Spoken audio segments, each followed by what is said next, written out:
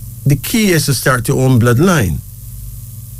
The key, instead of feeling a way about oppression, is to stop allowing the pangs of oppression to bother you. So you do something about it. You break away from those last names. That's the first move. Most important move. Anything else can come after that.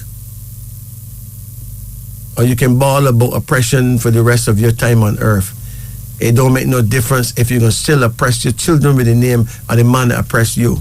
That is illogical. Clearly, it does not make good sense at all. There's a card here now, and it shows a daughter. Maybe you have a daughter. Sorry, I had to cut you off. Your line was too noisy. If you have a daughter, it is important that you communicate better with her, because this shows a need for communication. There's a card here now called Enterprise, suggesting that you will have a partnership with someone, maybe a family member, and do some farming or some other enterprise where you can make some money. And there's a card here now called the Sun. The Sun in the 4th house suggests that you may come across someone who would love you, but you have to do something about your attitude. It is very possible that you may have an attitude that does not allow total harmony. So it is important not to judge,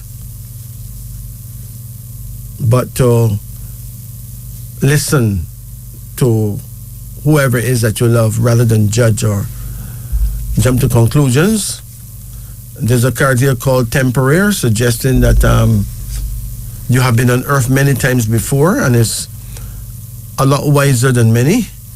There's a card called Order, shows that your life will finally be in order, but it is important to not feel depressed because of colonialism. So do something to free yourself from that bind of colonialism. Get rid of your last name. Build yourself a new name. It carries with it a very special feeling. It carries with it a very special honor. The power of decision. You deal with matters with decision. Now, I am one of those people who changed my last name because I became very, very disturbed about carrying the name of somebody who made me a slave. And I felt that disturbance at school when I was only 12, when the teacher teaches us about slavery and how we got these last names. And I went home and tell my parents, there's no way in this world my son could name so. That can't happen. Heaven and earth crashed before that happened. And my father laughed at me because he said, when I get older, I will get bigger, I'll be so busy trying to put food on my table, I wouldn't even remember that. But when I grew up and I carried the papers and showed my father that I changed my name, I saw some tears drop from his eyes. But he was not upset. Not with me. He was not upset. He was still in a very good mood. And then in the depth of night, I dreamed this big, strong, mandingo-looking warrior. He comes to me and he gives me a hug.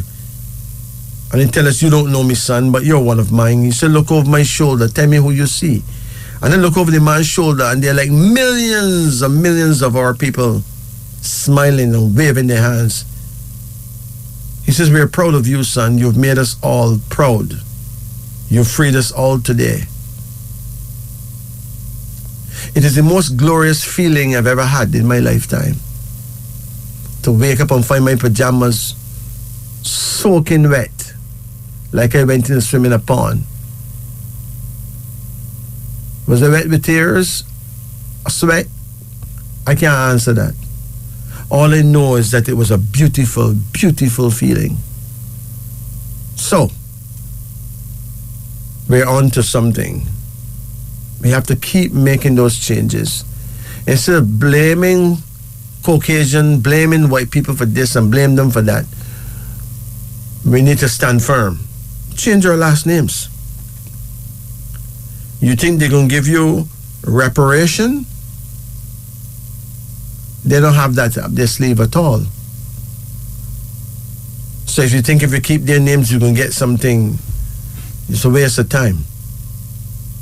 Build yourself a new name. You have a brain, use it. This, my friends, is Wisdom Unveiling. It's now 3:02, 2 minutes. A word to women who get problems. Some women get PMS, premenstrual symptoms. Just before the menstruation, they can get sick and all kind of thing. And then some people get a lot of menstruation pain, period pain. But there's a couple of herbal combinations out there on the market that are very good. There's the FC or FemMend formula. That's FEMMEND, FemMend. Now here's the physiologic action. This FemMend formula helps regulate the menstrual cycle, relieve cramps, bloating, and vaginitis, ease inflammation of the vagina and uterus, and strengthen and regulate the kidneys, bladder, and uterus areas. Beneficial for all female and uterine complaints.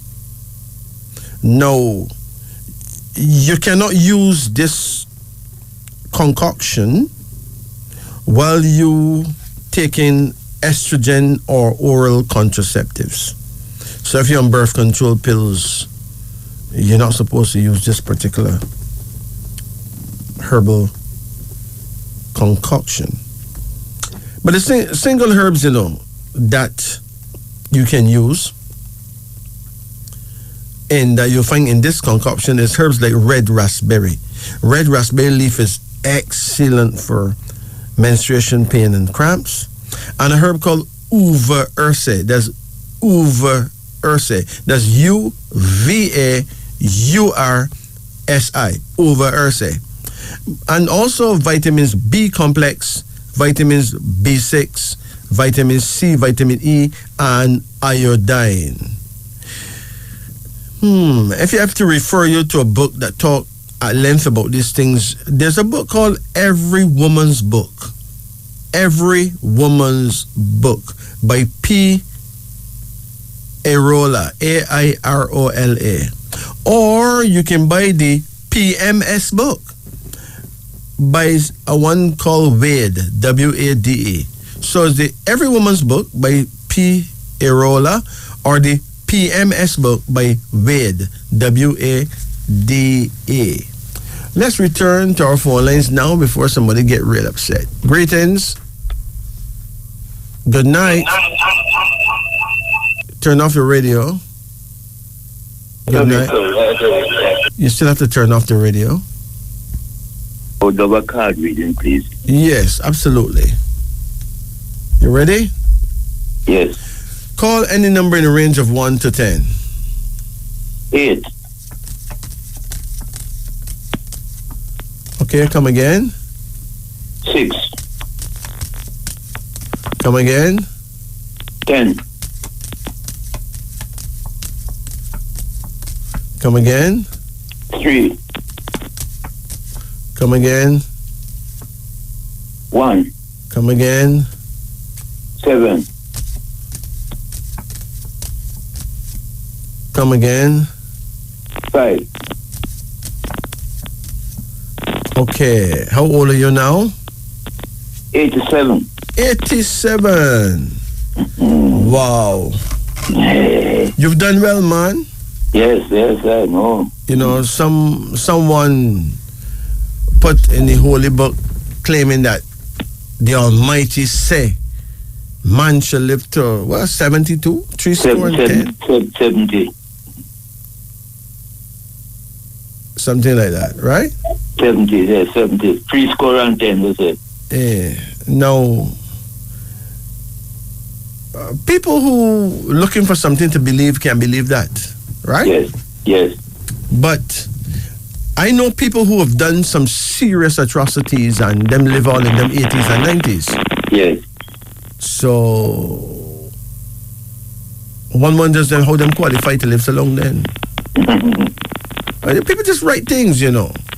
Yes. Anyone who feel that man should not be living so long will just put a thing in a holy book and say the gods say that. So by the time a man reach 60 and planning to dead. Yes. And when he reach 70, I'm shocked that he's not dead yet. And when he reach 73, your thing keeping noise, man. You there? All right. By the time man reach 73, and wonder how come him not dead yet. And then people keep planning to die, and they do die because they've been programmed to die somewhere around 70, 72, 73.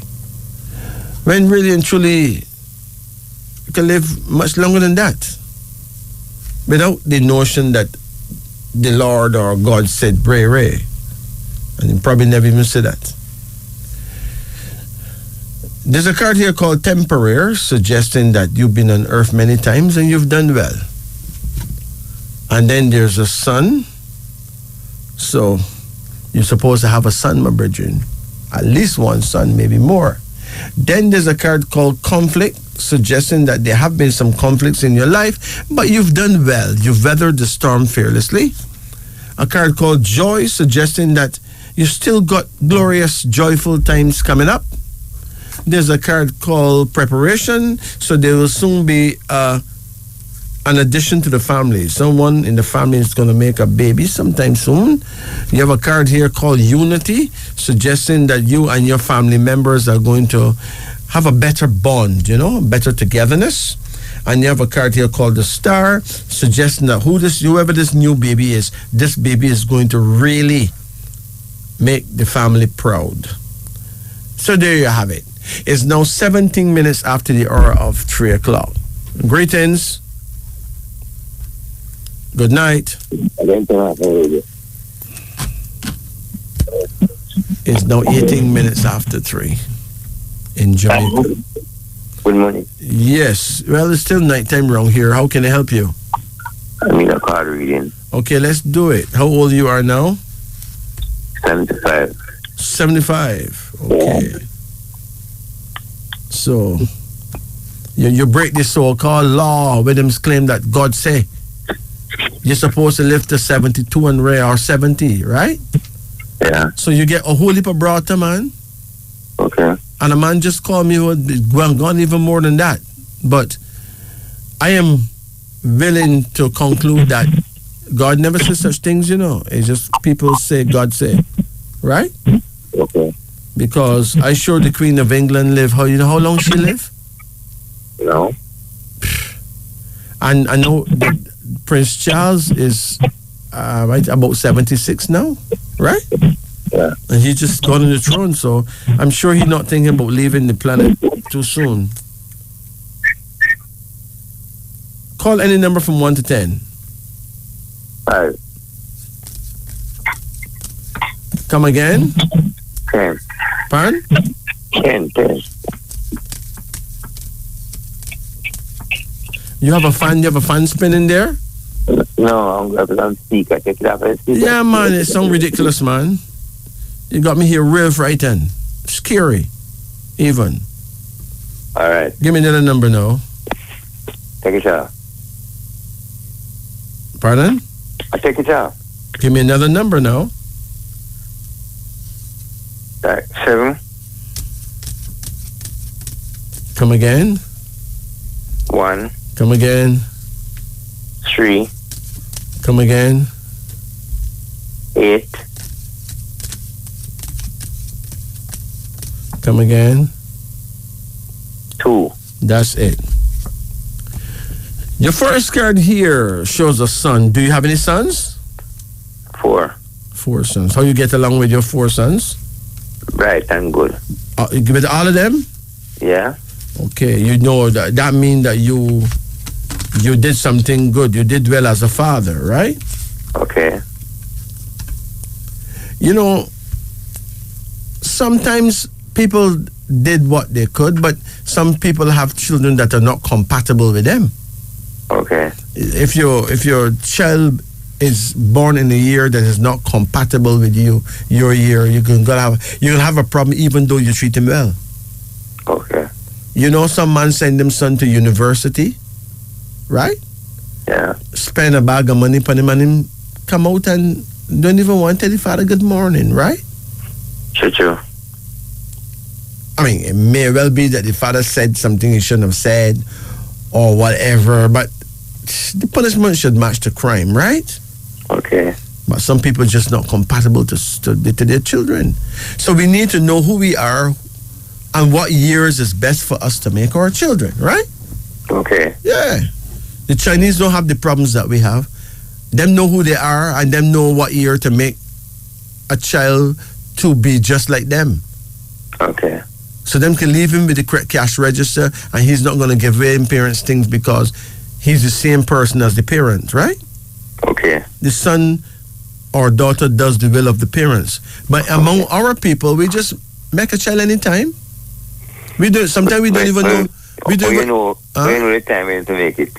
Pardon? Oh, you know the time when to make it. Well, there are 12 types of people. Okay? Yeah. So basically, we don't know these things, but this is real. Okay. So if you know there are 12 types of people, you can decide what type you can make as your child based on what year you make that child. Okay. So some types go well with you. Some types don't want nothing to do with you, none at all. But you don't know that. And if you don't know that you don't know something, you don't try to know because you don't even know that there's something to know. Okay. And you lose the game of life right there. Okay. Okay? Okay. Which child is your most difficult child? Well, the girls, them. Difficult? I had 2 girls I can't hear from. But I hear from 2. So there's 2 that you're not hearing from? Yeah. Okay. The ones that you're not hearing from, the bigger one, right? Yeah. What year she was born? I don't remember now, but she's the older one. She's about in her. No, we can't talk about. You can miss the whole thing. You gotta know exact. You know, you can't. The about's not gonna work. A long time I don't calculate her. There you go. And the next one, you know what year she was born? If you have to guess, 72. 1972. 1972. I don't remember the month. Oh, don't worry about. She born after January. Yeah. Okay, when is your birthday? 1947, the 31st of January, the 31st of December. 1947? Yeah, 31st of December. Okay. Well, you were born in the year of the boar or the year of the pig, right? And she born the year of the rat, right? Yeah. Now, there may have been another person in the middle, maybe her mother. Did you have problems with her mother? But I don't say I'm a regular, you know. You ever had problems with her mother? No, because we never lived together. Uh-huh. And did you put that girl to school? The mother, I'm going to tell you, the mother never gave it to me at the time when I think it was mine. It's because I was going to go back home and she was going to return her name. Uh-huh. Right, so you never even get a chance to be there for the child? No, because when the child needs my name now, when she went away and need my name, she sent a paper in Jamaica that I have to sign, and I was going to sign, but one of my workers said to sign it. And I sign it and send it back, and I send it back to her. We don't hear from her again. Right, so the mother spend the lion's share of the time with the child. Right? So it's obvious then that she may give the child the impression that you don't care, right? Phone card gone. Okay. The thing is, there are 12 types of people. And some types don't go well as parent and child. Some types don't go well as husband and wife. Some types just can do fairly well doing business together, but they can't go further than that in love and all that. And some types can't even do business together. Big problem. They end up in court every time. We need to know these things. We're suffering from unknowingness, suffering from what we really need to know that we don't know, and we don't know that there's something we need to know. That's very sad, man. There's a card here that shows gain, which means that one day you will realize that you have gained, though, because you will get very good support from one of your daughters still. There's a card here now called wealth, which means that an event is coming up where you will get some money and be able to afford something that you wanted for many years. Another card here now called success. You will see success in your family. You see some of the children become quite successful for themselves. A card called the chariot. The chariot would suggest that you're going to get a vehicle of some type. Then there's a card called content, suggesting that you could live into your late 90s and be very contented with your life. And then the king of inspiration, suggesting that you will still one day be seen as a inspiration to those children who have paid you attention through the years, and those who you have paid attention to through the years. So, fear not.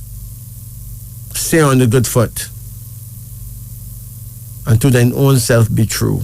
Selah. Blessed. It's now 3:27 in Jamaica. Let's try another one. Greetings. Ouch. Greetings. Good night. Hello, good night. Yeah, how you do? I'm okay. Good. Although nobody knows what the word O and the OK stand for, you know. I'm okay. Anyway, we work with that. Okay. Could I get a card reading? Yes, you're doing that right now. Call any number. Or number 7. 7? Yeah. Could I get it offline?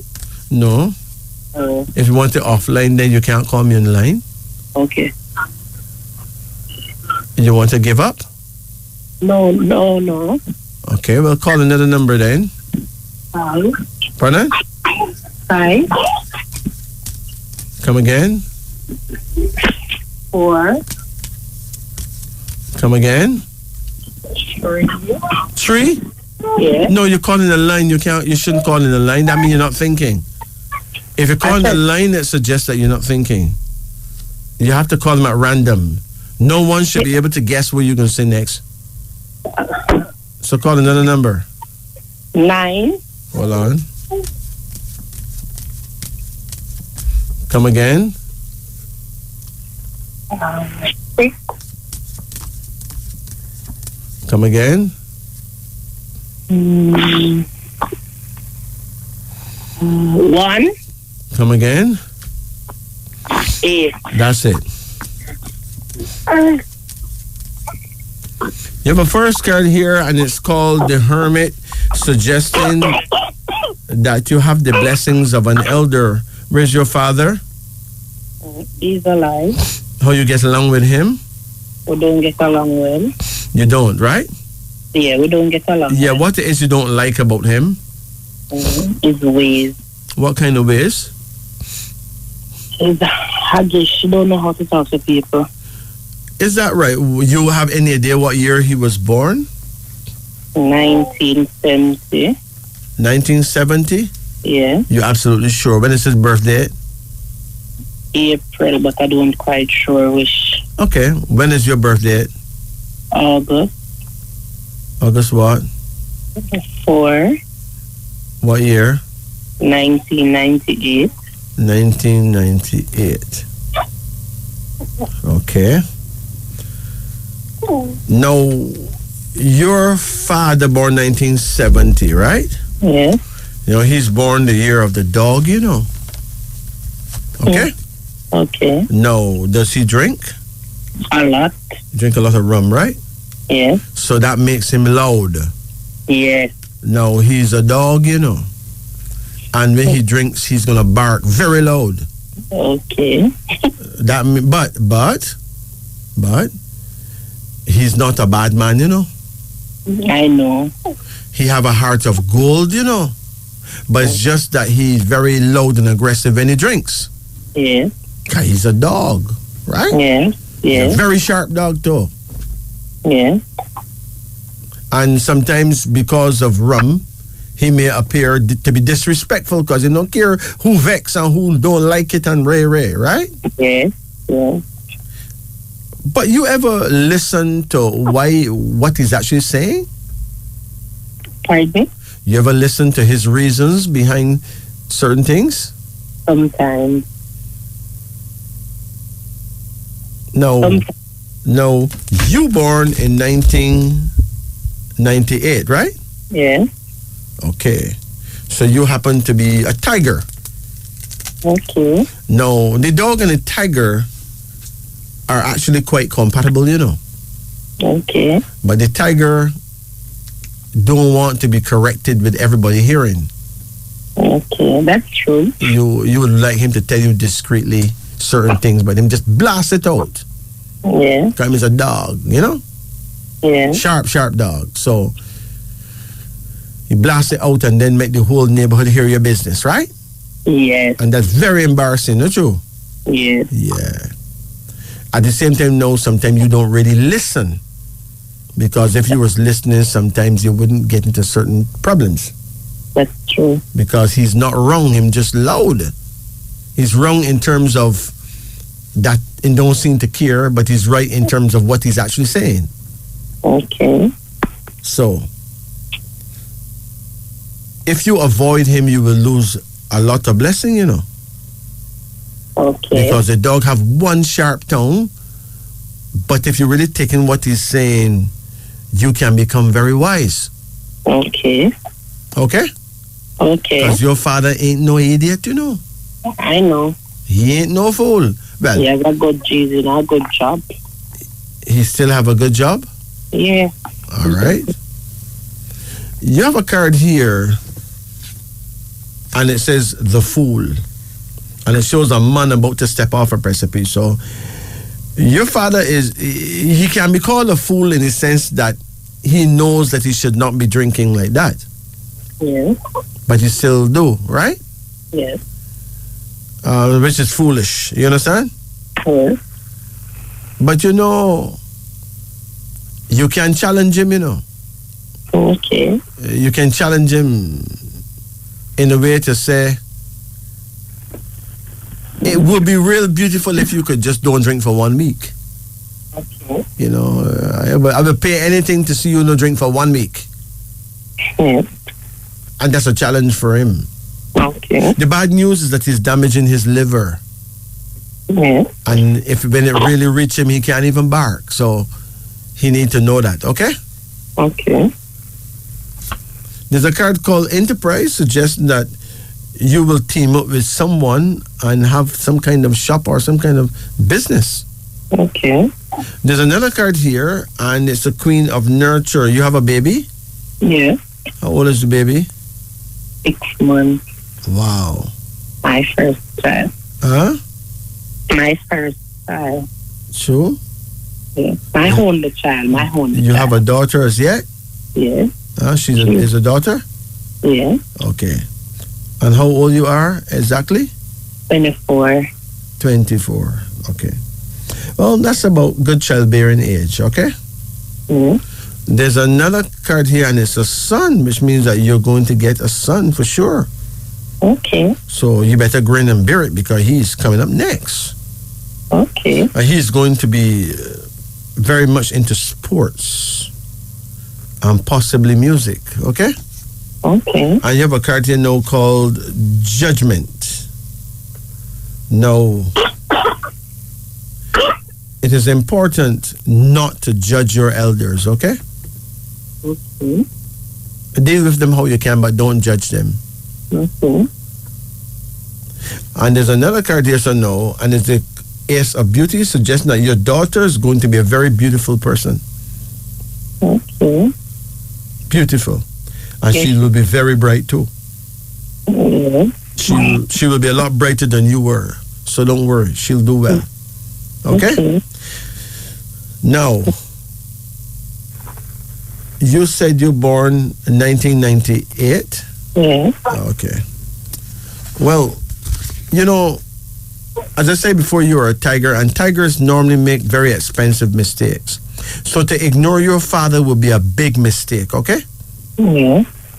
Because the best person to counsel a tiger is really a dog, okay? Yeah. Now, your prayer time is a good thing for you to learn. It is 3 a.m. to 5 a.m. You'll find that every night before morning, between 3 and 5, you'll find yourself just wake up, right? That's not a lie. Huh? That's not a lie, but sometimes I wonder if I'm worrying about No. That's your time. All tigers wake up at tiger time. You ain't just wake them up to hear what they really need. Okay. So that's the time you should pray, Okay. right? Okay. Your direction of power would be east, northeast. That means you need to face the east and turn an inch to the left, and you'll be facing your guardian angel. Okay. All right? Okay. Your father prayer time is between 7 o'clock in the night and 9 o'clock in the night. Yeah. I guess that's when he will be off to some bar, right? Okay. But you can tell him, have talks with him. Because he's a dog, but he's not a vicious person. Okay. He gets angry because of what he did not manage to do for his children. You understand? That's right. He wanted to do a lot more and it didn't happen and it really hurt him, So when you see him angry like that, he's really angry with himself. Some people drink liquor, they drink rum just to make them feel like happy because they're basically permanently sad because of what they wanted to achieve before the children could get big and it didn't happen. That's true. That's why I always say that my daughter go up in a mother and father home where my daughter can. When growing up, my mom tell me that, your father not paying a mine and I'm a father, no way. I didn't want my daughter to grow up like that. So where's your daughter father now? I know where it is, but we don't talk. Uncle God, he knows we don't have anything, but maybe I would talk. Maybe I could tell you about that off the air. I understand, but listen carefully now. What year he was born? 1994. 94? Yes. Hold on. 1994. Actually, he born after January? Yes, July. Oh, he is a dog. Okay? Okay. Yeah. So, basically, if you have issues with him, maybe you should write him a letter, Okay. Something he can hold in his hand and read. He can read, right? Not so well, but he can. He can figure it out. Yeah. Mm-hmm. But don't argue with him. All right? I tell myself that I reach a point right now where I'm not going to argue. No, don't argue. Because I want, if I hear for us to co-parenting. But at the end of the day, this person was my fiance because we engaged. Mm-hmm. And all of that. So I don't know. I really don't know what happened. You will all get engaged? Yeah, we get engaged. I don't really trust engagement, because the engagement ring is always a beautiful ring, right? And then the marriage ring is just a little band, right? You understand? So engagement coming like some kind of tricks, you know. Me feel people should either get married. You're gonna marry a girl, marry the girl. Engagement is just like you're buying some time to just make 5 more babies, and then maybe down the road you didn't bother get married, right? But I'm not accusing him of anything, you know, because usually the dog is a man of his word, you know. But don't cuss him, don't argue with him. I'm telling you, we don't communicate, you know. We don't communicate. So. He don't call you? No, he don't call. He don't text. He accuse you of anything? Not him, but his people. His people accuse you of not being good? Not really. Put it this way, right? In time, he will come around. Okay. Because you see, the child, he's going to want to be in the child's life. Sooner or later. Okay? Because that's the way of the dog. All right? Yeah, I think so too. Because sometimes, honestly, I would be like, anything I put my hand on is like I can't be successful. No. Don't use words like that. Okay. That is obia. You're sciencing yourself about can't. The word can't belongs only one place, in the garbage heap. Okay. It's not a worthy word for no one to use. Okay. You've tried things and you haven't seen the success that you need so far. Okay. I've tried things and don't try things. Just do things. Yes, I'm doing it. If you try something that don't work, you have to do it. Yeah, I'm doing it right now. But people who try things when it don't work out the first time, they stop. You have to do it and do it and do it and do it until you perfect it and you conquer it. Okay? Yeah. You understand? Yeah. It's like breaking in a horse. You know, when somebody get a new horse and the horse, nobody never ride that horse yet. Yeah. You know that person is gonna have a hard time for the horse to put it with them on his back, right? Yeah. And the horse gonna behave the worst way when you go up on top of the horse. They try to break your neck, right? Yeah. But see, after a couple of minutes, the horse will will understand that he belongs to you and you belong to him, and you actually communicate and you bond. You know. Yes. In the first few minutes, is all hell break loose with that horse, right? So when you're doing something, you're doing a business, you have what you call teeth and pains, where nothing works, but you have to stick to it until you break in the business and it break you in and you conquer it and it conquer you and whatever. You merge together.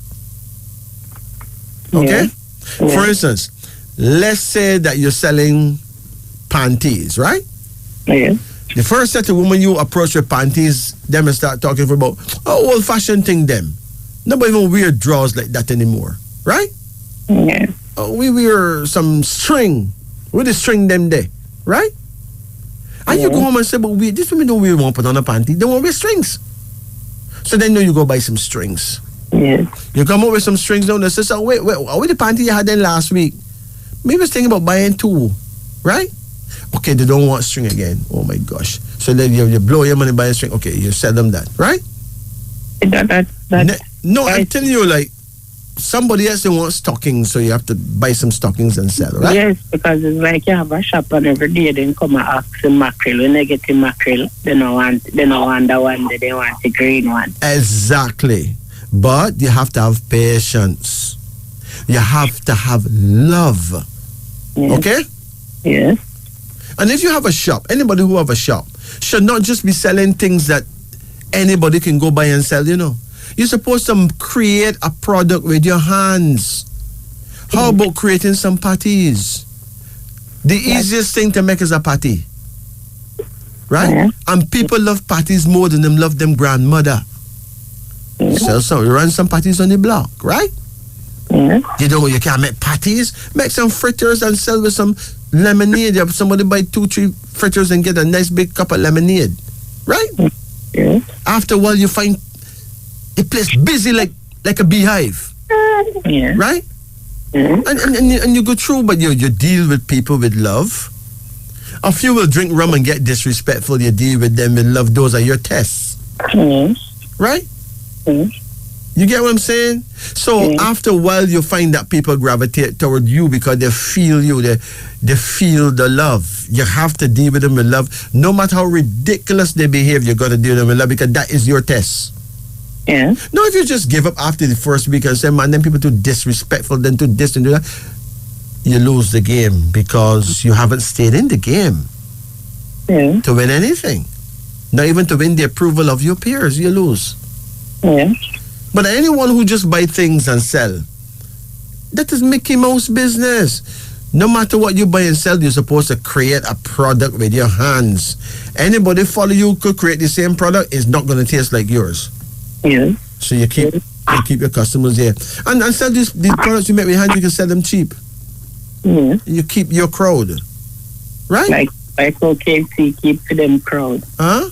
I said just like how KFC keep to them crowd. Exactly. Listen, if 300 people make patties, you got 300 different patties, you know? No two people can make the same patty. Different right? recipes. Listen, a person who eat certain patty, they don't eat certain patty, you know? Okay. Them stick to, in other words, a patty is a very magical food. First of all, you have to cut dough in a circle, right? Yes, and then it is the dough. You first you're gonna flatten piece of dough and then you're gonna cut out a round circle piece, right? Yeah. A circle is a shape, and the shape of the circle is law. What goes wrong comes wrong. That's a power. You can put piece of food upon that circle and then you fold it over, so it comes like a half moon. You take a fork and use the fork to press it down around the edges like that. You got the perfect patty. A patty can fry. A patty can bake. Yes, right? I know. You understand? If you got the right elements in a patty, you don't have to buy expensive meat to make a patty. Patties can make with split peas and Irish potato. Right? You don't have to buy expensive meat and put in patties. You got ackee patty, you got all kind of patty. Make some patty and sell at your shop, along with the rare that you buy from the people them storehouse to sell. You also have your own product, right? People will feel glad to eat from your hand. All you have to do, the first 50 patties you make, you just give them away free. You see, from the next day, everybody want more. Remember, them cannot refuse a free patty. They just can't. Nobody in the right mind. Only a mad person. No, I can't talk about mad person, because a mad man would love a free patty. Oh gosh, what kind of person refuse a free patty? Nobody can do that. That's unheard of, right? If somebody refuse a free patty from you, them just don't like you. Yeah, and there are very few people who just don't like you. All who you think don't like you, them even thinking about you.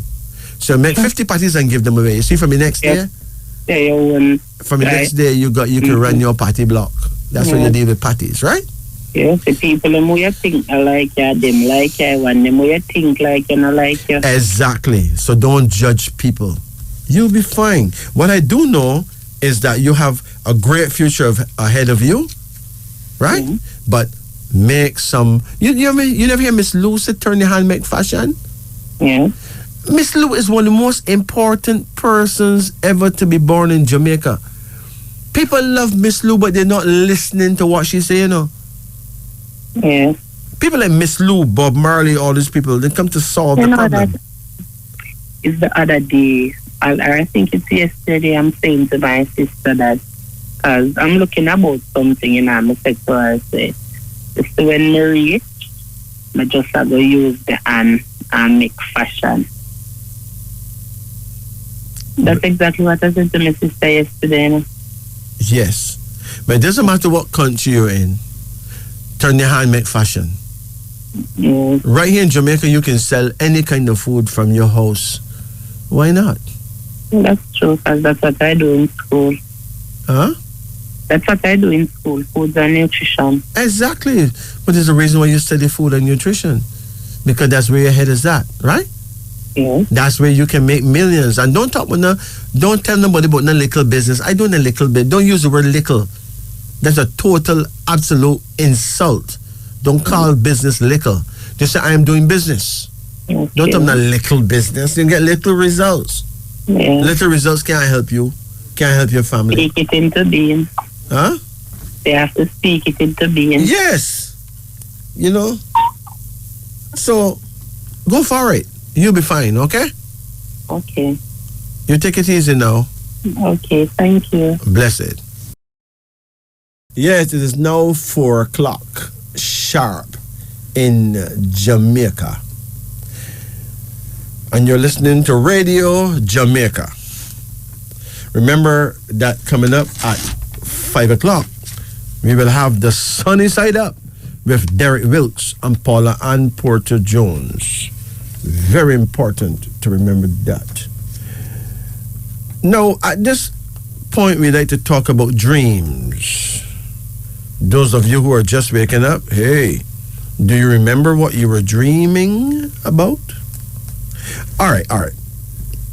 Suppose you dream about fresh fish. I mean, to dream of freshwater fish denotes profitable employment, for real. Now, if you dream that you are a freshman, in a college or so, it denotes great learning. It shows that you are highly intellectual. To dream of your friend denotes courage. To dream that you are scared, you dream of fright, you're scared, denotes willpower and self-determination. To dream of a frog denote that some of your children will be college professors. To kill a frog, denote that you will receive a large sum of money, which you have long hoped for.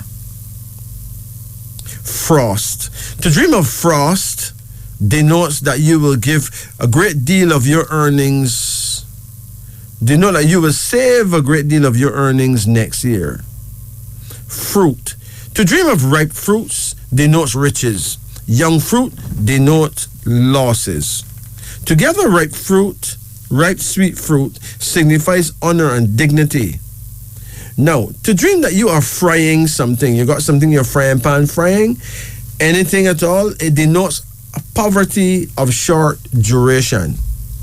And then there's fur.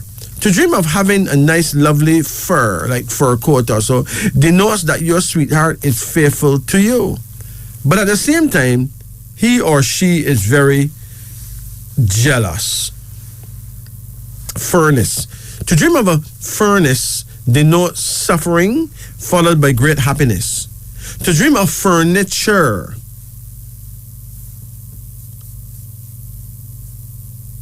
it says, to dream that you have a new set of furniture signifies happiness. Old and broken furniture signifies lawsuits in which you will gain. Fuss. To dream that you make a big fuss about nothing denotes popularity. Fuzzy. To dream of anything fuzzy denotes quarrels. Gain. If you dream that you gain, it denotes an abundance of wealth by dishonest means. To dream that others gain wealth denotes poverty to those whom you dream of. All right. Gall. To dream that you are galled denotes an unhappy marriage. Now, I don't know what galled is. Maybe angry. Okay. Gallus. To see a gallus in your sleep, someplace where them hang people, it denotes good luck on the following day, especially in games of chance. Gambler. To see a gambler in your sleep denote that you will make profitable investments. Games. To dream of playing games denotes loss in business. Garage. To dream of a garage denote that your lawyer is trying to sell out your case. Garbage. To see garbage in your sleep denotes that you will lose part of your savings carelessly. Garden. To dream that you walk in a garden denotes a pleasant surprise. To see others walk in a garden denotes profitable employment. Gardener. To see a gardener in your sleep denotes protection. To speak to the gardener denote that your lover is faithful. Garlic. To see garlic grow denotes that you are superstitious. To eat it signifies profit at the expense of others. Garveyism. To dream of this doctrine, the followers of Marcus Garvey, denotes power and dignity. This is a very good dream to all. It promises wealth and much happiness. If you dream of gasoline, it denotes that you will soon be the owner of a beautiful car.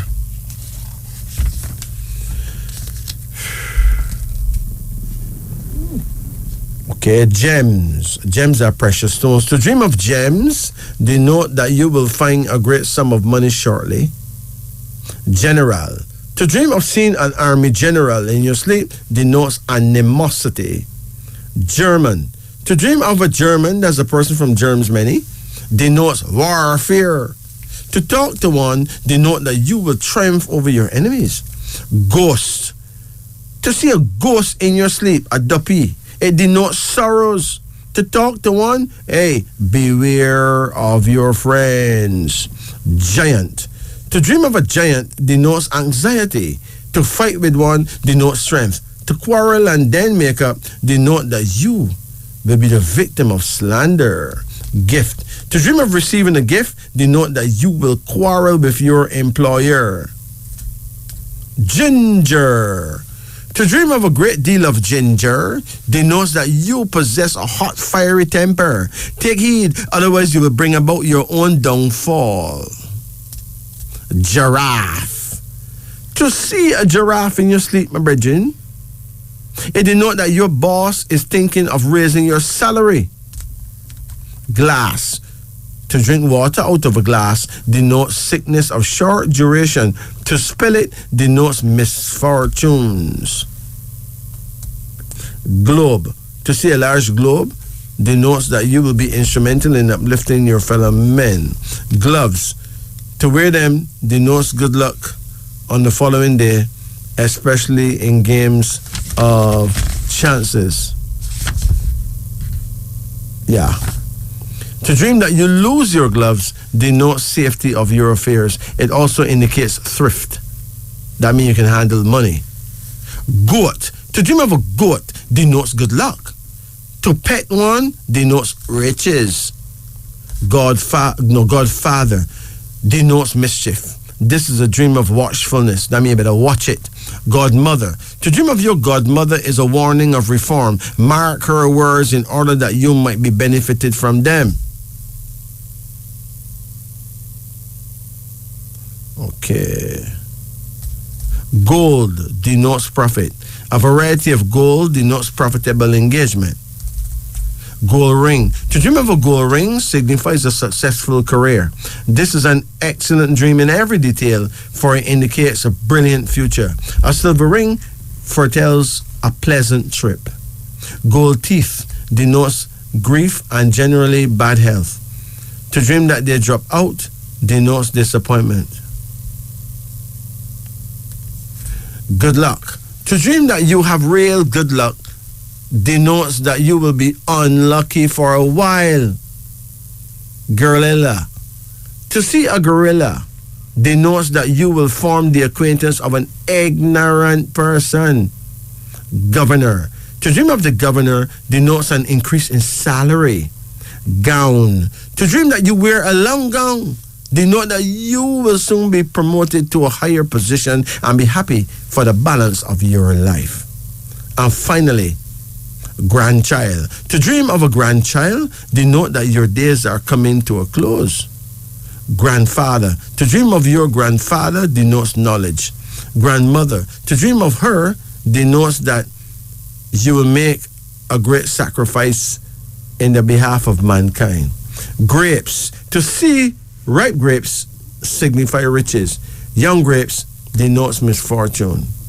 And finally, grass. Green grass denotes love matters. It also indicates that you will soon receive a love letter from afar. Morning, but clean and repair your kidneys. You want to lower your cholesterol? Okay. Make a mix of coffee, lemon, and grated ginger. Make a tea of coffee, lemon, and ginger, and sweeten it with honey. 1 spoonful of coffee, 2 spoonful of ginger, 1 spoonful of lemon juice, 3 spoonful of honey. It boosts your energy level while lowering your cholesterol for real. Okay? To beat cancer, you must avoid eating all carbohydrate foods. Carbohydrates produce glucose to the body. Cancer cells need glucose to survive. Starve the body of sugar and especially carbohydrates, and cancer dies. Another thing you can do is eat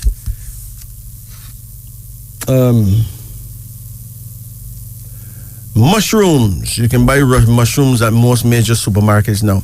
Mushrooms fight cancer beautifully. Eat any amount of them. You can make a soup every day with mushrooms and lentil peas with some carrots in there and beetroot and stuff. Awesome. So there you have it. Now let's go for a final caller. Good. Hi. Hi, good night. Yeah, how you do? Fair to find. Fair to find. All right, we can live with that. How can we help you?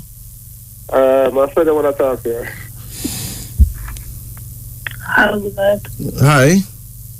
Can I have a card reading? Let's do it. Call any number in the range of 1 to 10. 9. Hold on.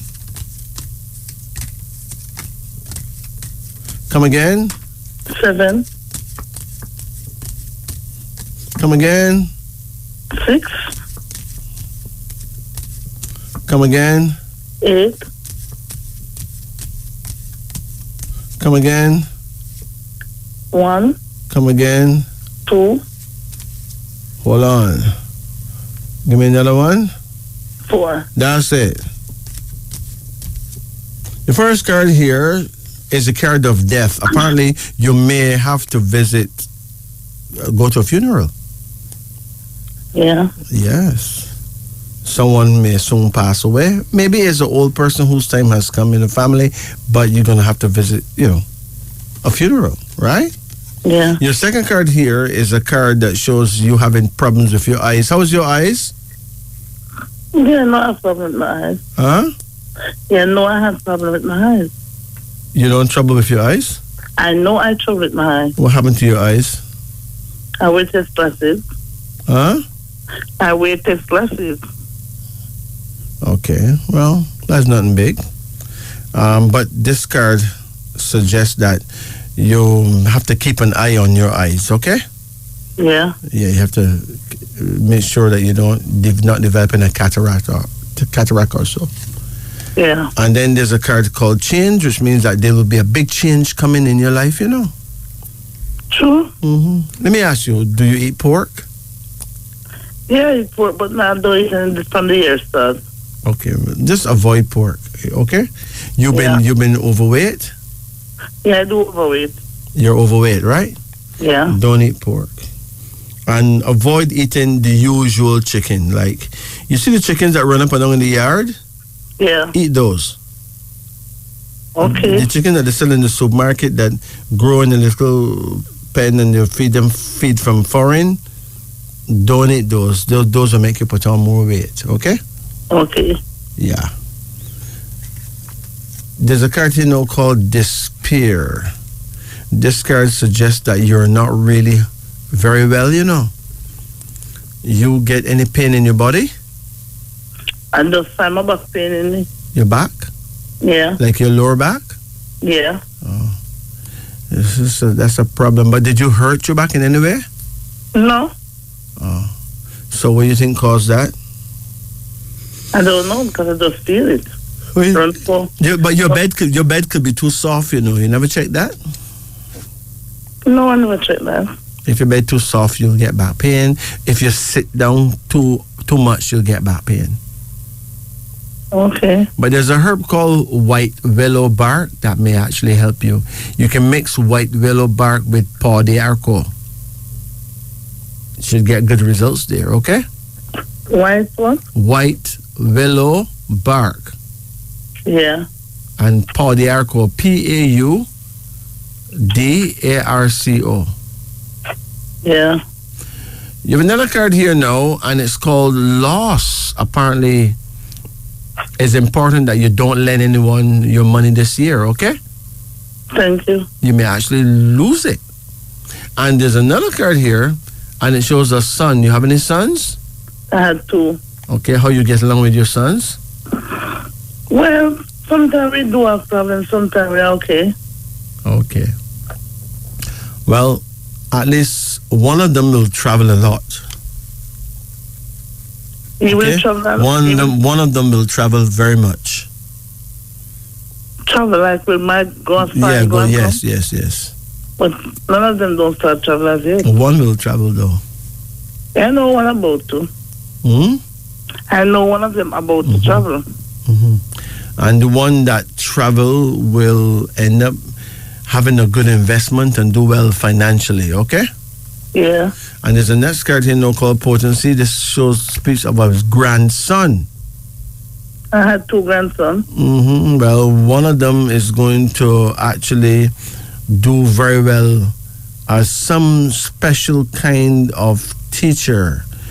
Maybe a teacher who teach some kind of engineering, but he will do really well.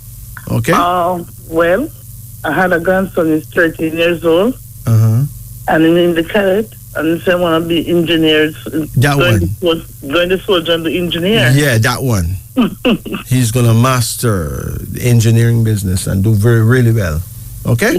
Yeah. So you have enough things to look forward to, all right? Yeah. So what's bothering you? What about my relationship? A relationship. When is your birthday? The 9th of December, 1968. 9th of December, 1958? 68. 68. And when is, you have a brethren, when is his birthday? When is his birthday? The other person? His birthday? The 18th of August, 1963. 63? Yeah. Okay, no, that's a problem, okay? Yeah. Because 18 is a number of family quarrels and violent fights, so sometimes that one will get the number 18 gets very moody, right? Yeah, I know. But if you're born 1968, you're born the year of the monkey, right? Yeah. And if you're born 1963, that's a rabbit. Monkeys and rabbits, big problems. Big problems. So you're going to have to be careful not to argue with him, okay? Yeah. You can have a wonderful relationship as long as neither of you appear to be disrespectful. Once you argue, disrespect is going to just chip in, and then there's going to be serious issues. How long you been together? A year and 4 months. Well, you don't really know no one in a year. It takes like 3 years to really know someone. Right. So, I mean, at this point, your relationship should be good. How is it going good now? In a while. Huh? He cheat a lot, so not going so good right now, but he cheat a lot. He cheat a lot? Yeah. And you sure about that? Yeah. Oh, well. He admitted, so sure about it. If in only a year that's was happening, you will most likely lose each other along the way. And I don't think he's cheating because he's bad or anything. His spirit may just be searching for its mate, because the rabbit and the monkey, they're not really mates. You know, they're not mates. Okay. Yeah. Seriously. It's quite. It takes a lot. So what about some? I know someone one in the 18th of December, the 18th of September, 1981. And you born 1968? Yeah. Well, he will be a rooster and you will be a monkey. That's still a problem. All right? Yeah. But, sometimes people who not compatible end up nice, because based on the hour of your birth, yeah, you could probably both born the hours of people who are compatible, and you may also have something in common. There may be certain things that you both like, and you end up forging a nice vibe out of it. So you don't give up because they say you're not compatible. Just be careful not to argue and not to be disrespectful, okay? Yeah. Don't break up with somebody because they say you're not compatible. That don't make no sense. I have two daughters. Uh-huh. One of them is the 28th of July, 1988. That one, 1988, and you was supposed to be very good together. Yeah, we do. She is born the year of the dragon. Dragons and monkeys, sweet, real sweet. Them can make millions of dollars together, right? So you and her would be nice, all right? And the other one is the 30th of January, 1986. 1986. Yeah. But she ruled in 85. So that one may be a bit unforgiving, Mm-hmm. And sometimes she would be a bit standoffish, Yeah. She's like that. She's like that. Yeah, sometimes she would just judge you and remember all the things that you ever said that wasn't right and just throw it back in your face, She's like that. Yeah, she can't help it. So just give her all the love you can still. Give her all the blessings you can find. All right? One of my sons is 23rd of November, 1989. 89? Yeah. He may not communicate so well. He's a snake man, right? He do. Yeah, so he will not, but he's very, very smart though, very wise. He's very smart. Yeah. And my baby now, he's the 10th of January, 2000. 2000. But he rules in 1999 because the power of the year, most of the years begin in late January, early February. You said 1999? Yeah. No, that's a rabbit. That's an issue. You and that one will have some issues. Okay? Yeah. Anyway, I got to run off now. You take care of yourself. Okay. Yeah. And remember that your children, they don't belong to you. They're just people you were given the responsibility of their childhood care, and you have to make the best of it. Okay? Thank you. Bless it. Take it easy. So it's now 4:45 in Jamaica. Brothers and sisters, it has been a blessing being here with you. We give thanks and praises to all our listeners, all our callers. We give thanks and praises to Radio Jamaica for allowing us to be here. Give thanks and praises to Almighty God, the creator of the universe, and the great Mother Nature. Yeah, we praise you too. Yeah, we give thanks and praises. Now, on behalf of myself and Jacob, there you have it, we want to say thank you. God bless. Walk good.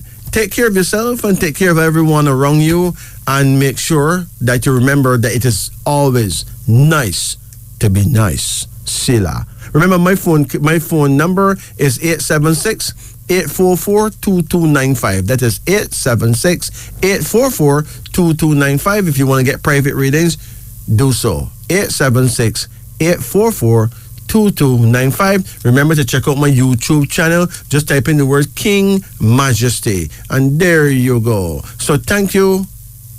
God bless.